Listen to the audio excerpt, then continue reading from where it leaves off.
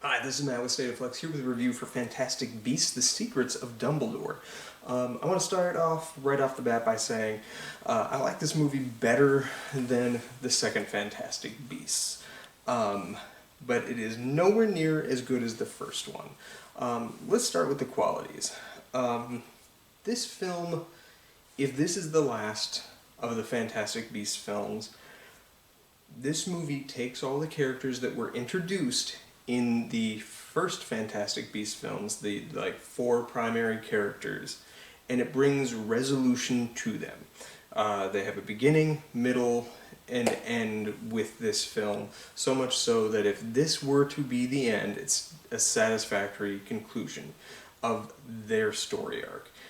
That said, there are elements to continue moving on with, i.e., the conflict between Dumbledore and Grindelwald, or Grindelwald as they say in these movies, can continue onward, moving forward. But if this is the end, and it looks like it is, it's a satisfactory end.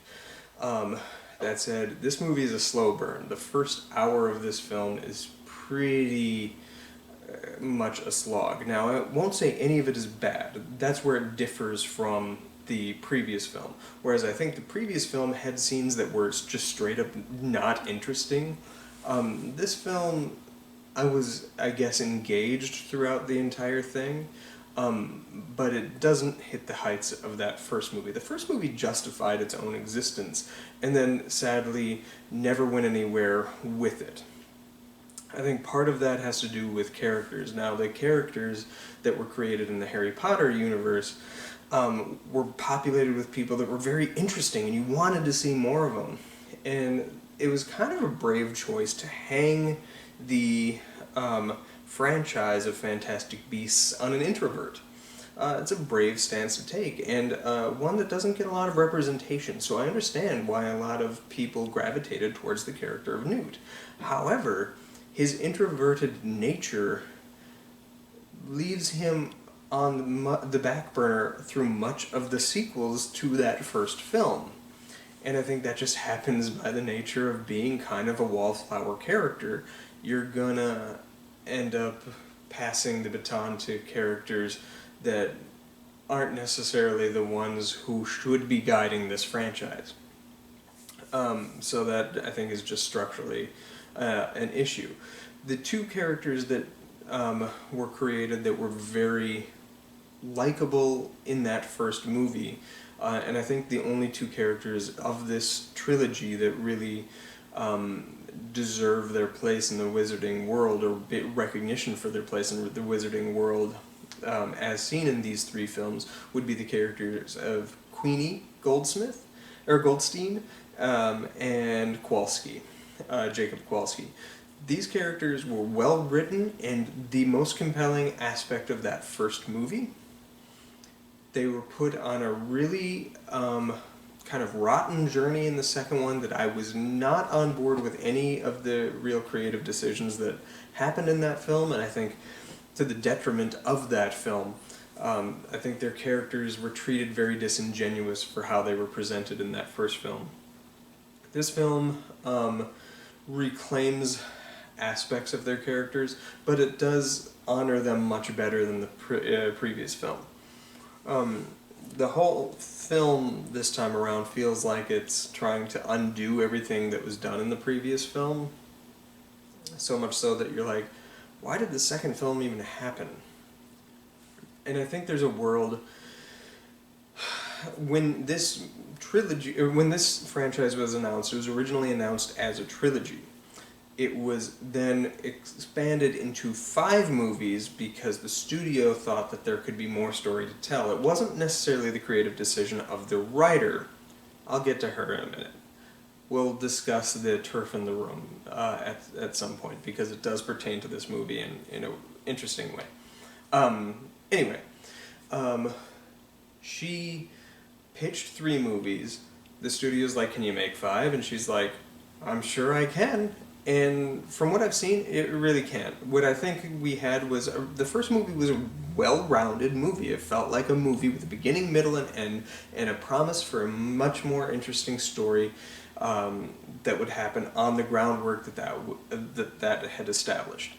The second movie just felt like you were moving characters on a chessboard, putting people in places so that you could utilize them later for a story that makes sense. And to be fair, that happens here.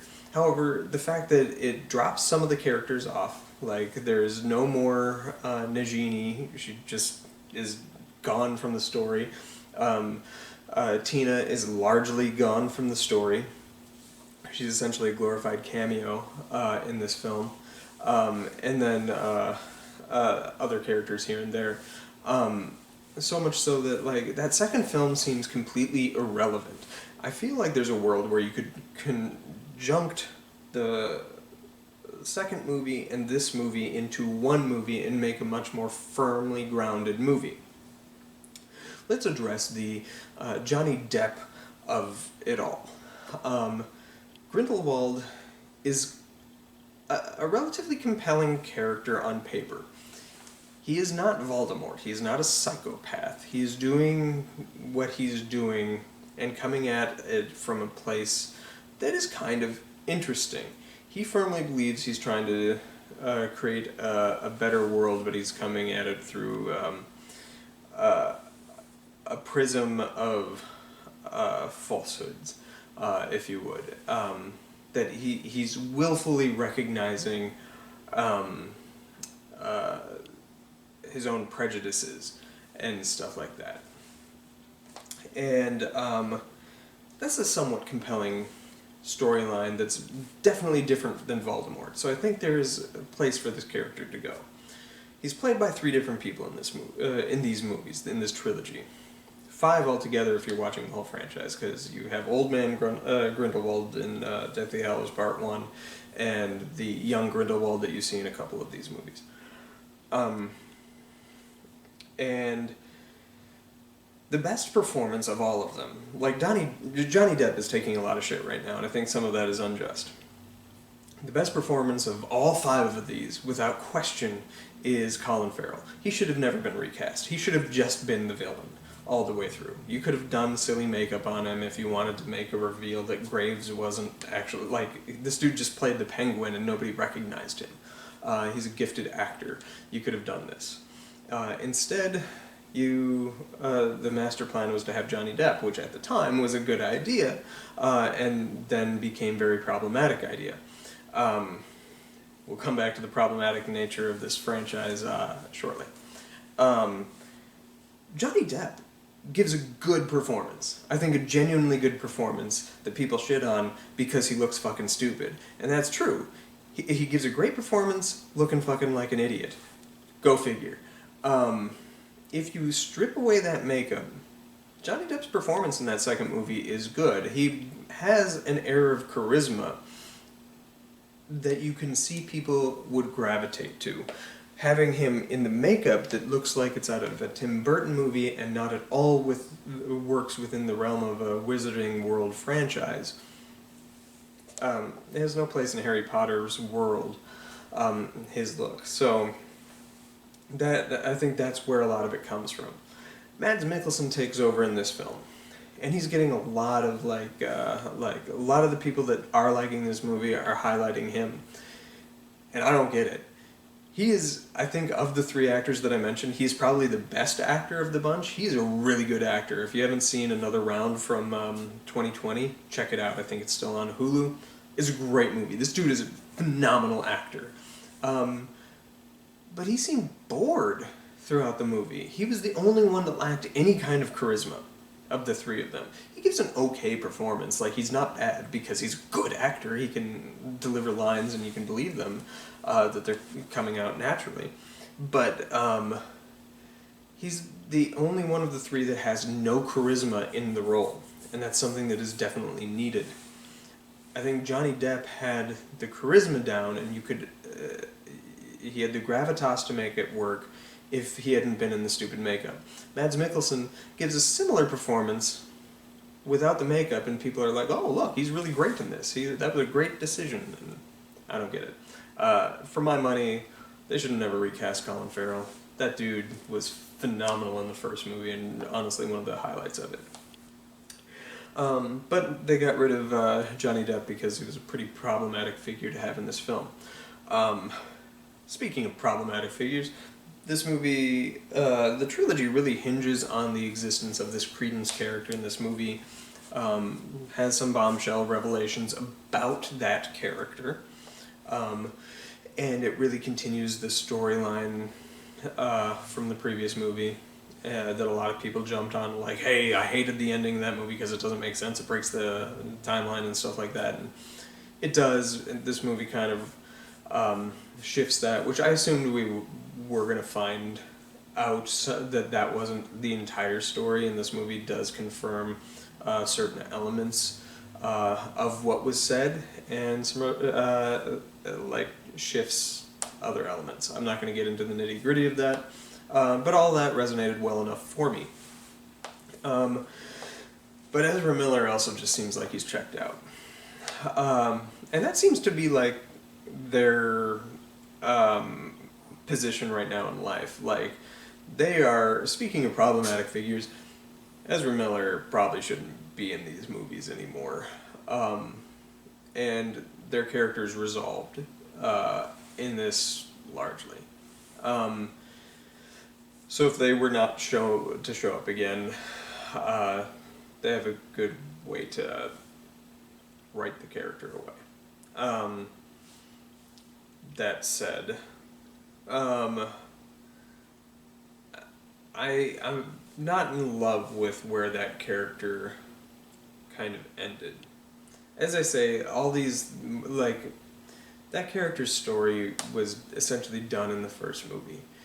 The continuing story threads of that character in 2 and 3 seem kind of purposeless.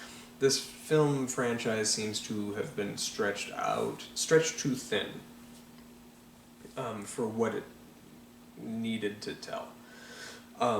If we were to get 2 more movies, as planned, I think they have to shift gears quite a bit to make it work.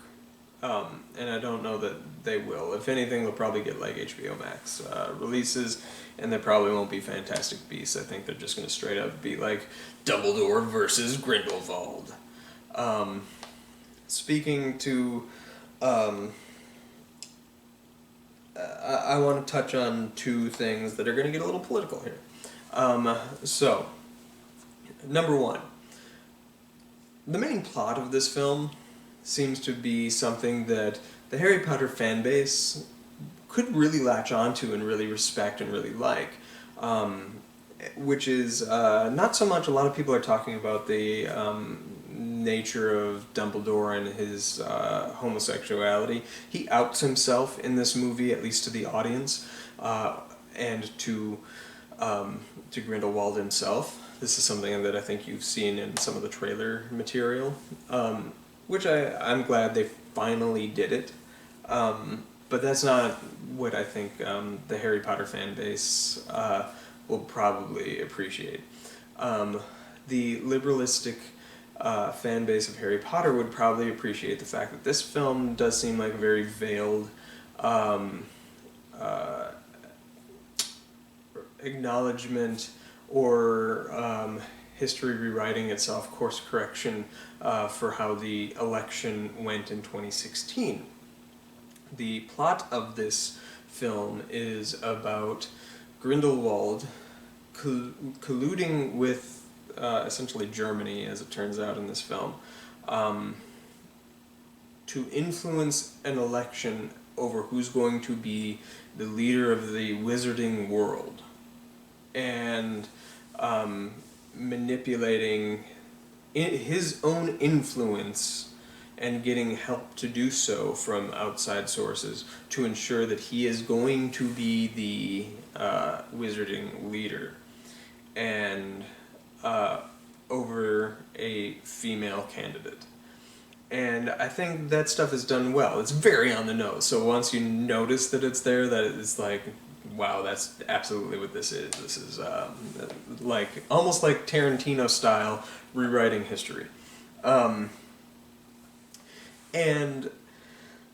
I think that's good. This movie has some really good sentiment that it's trying to make politically, and it's trying to land in the right corners. And there's a really beautiful, and this is going to segue into my other political statement.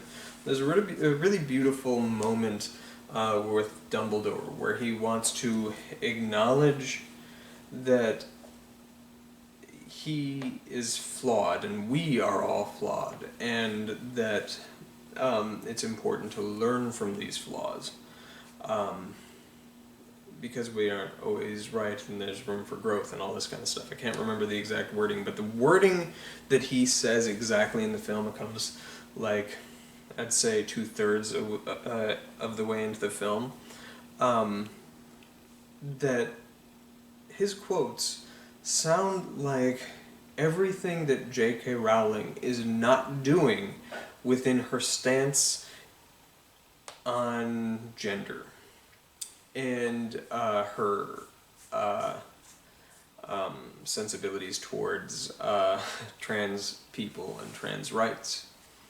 And it's just so, like, off-puttingly ironic that you have her own, like, she's always said that her posit character, that her voice throughout the entire franchise is that of Dumbledore, and Dumbledore is a very flawed individual, and at times he's quite villainous, but he's also pure of heart and all this kind of stuff. And her voice is very much, anytime he's speaking, those are essentially her immediate thoughts. He is her muse, or whatever, for our consumption, and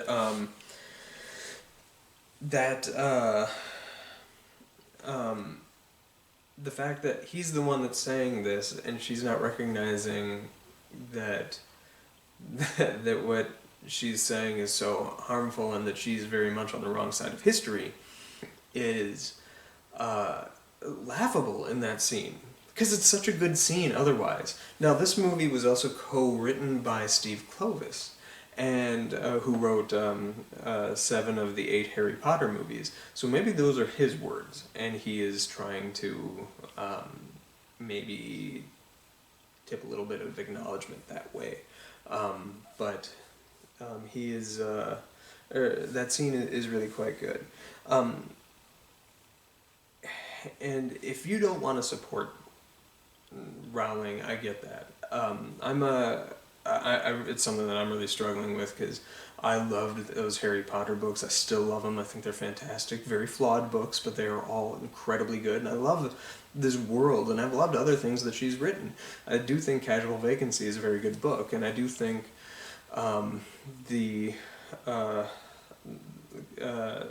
some of the Cormoran Strike novels are okay. But Christmas Pig just came out, and I think that's the best thing she's written post Harry Potter, and stands shoulder to shoulder in quality with a lot of those Harry Potter books. I'm a big fan of her work, which is why it's so disappointing to see how kind of wretched she's being in this stance that is very harmful to others. And I think it makes sense that the fan base that she has established is turning their back on her, because a lot of us grew up reading these books, and this is our introduction to our political side. The Harry Potter books are all very incredibly political, so much so that, like, I would argue that the 5th book is just a straight up political thriller. They trained us at a young age how to examine politics, and we took those in, and then we grew from them and learned beyond them, so much so that their dated qualities you can turn to and say these are some problematic issues, and there are quite a few, as you will find if you go back to anything written in 1995, 97, 98, whatever these books were written. But they trained us to be one way, and we have grown beyond their creator in the sense that we are willing to grow and accommodate and continue learning socially as those books have trained us to. Because they're very formative kids' books, and that so you're not winning any new audience members when the current age of youth, which is 20 years removed from Harry Potter at this point, isn't liking what the creator is saying online. Some very hurtful, very damaging things. And that, I get where people are losing the support of this franchise. Plus, the content of these movies are aimed for an adult audience, but the Harry Potter books, the whole whimsy of everything was magic, right? And these don't really feel very magical. The closest they feel to any kind of magical, inspiring moments come when we hear that nostalgic hit of the John Williams music, and this movie misuses some of the music. Like there's a scene where a suitcase opens and things multiply out of it and stuff, and it's supposed to be very whimsical and stuff like that. But A, it's stuff we've seen before, and B, they use the Hogwarts theme, the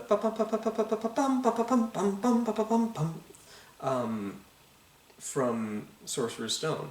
But anybody who's a fan knows that's the theme of Hogwarts. Like, that's not the theme of, like, this magic happening and stuff like that. It's too reliant on that.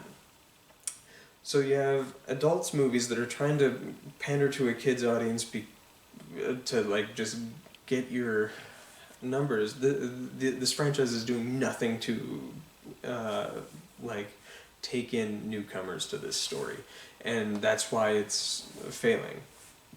You have the creator who's turning people off, you have actors in the film that are very problematic in their own nature, and it all just spells like this seemed like all for naught, and it's pretty disappointing.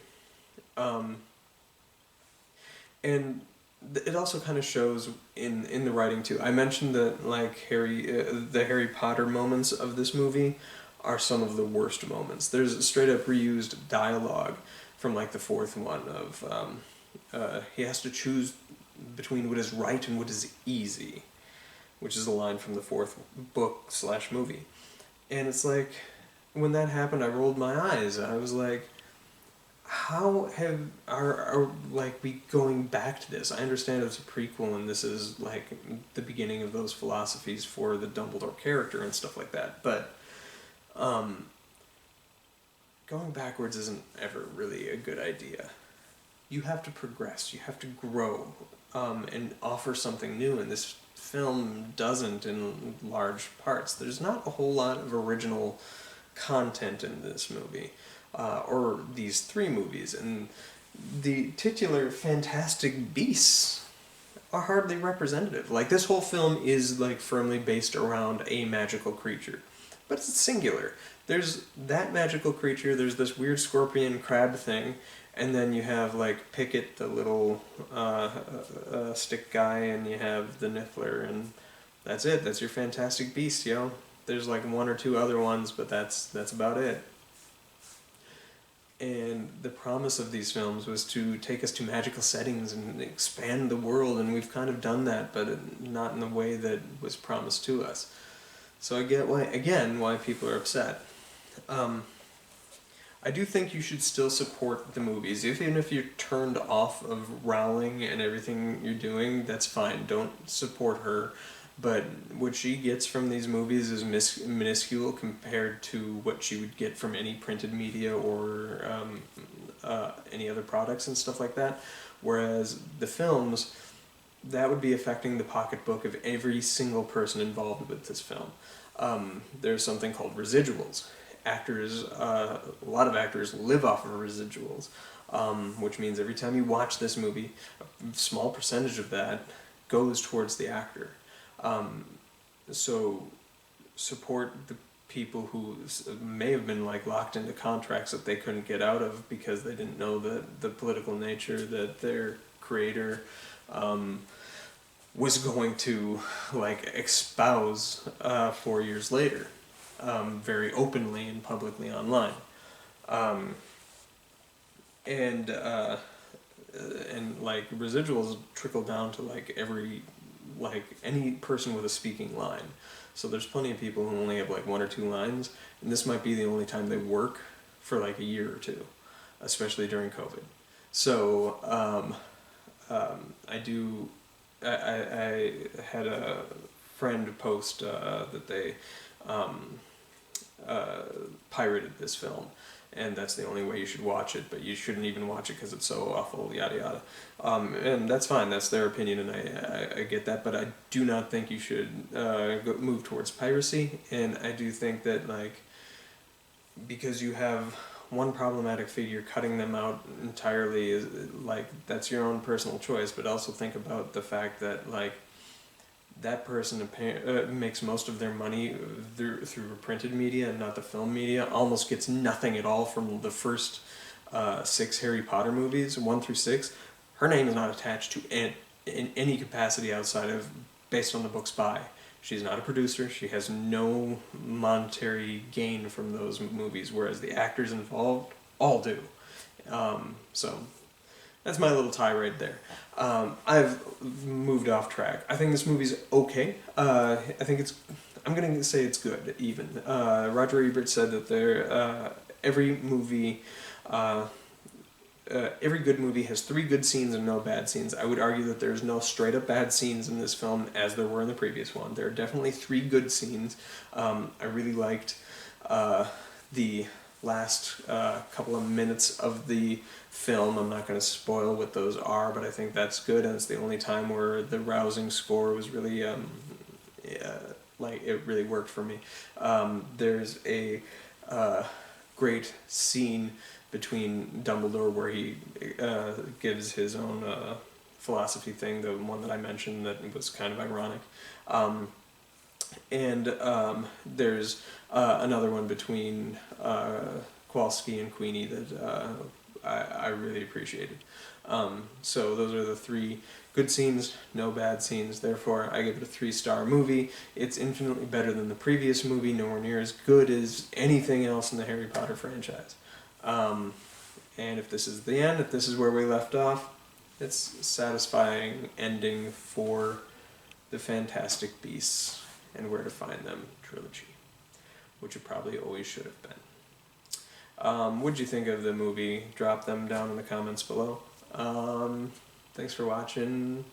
Bye.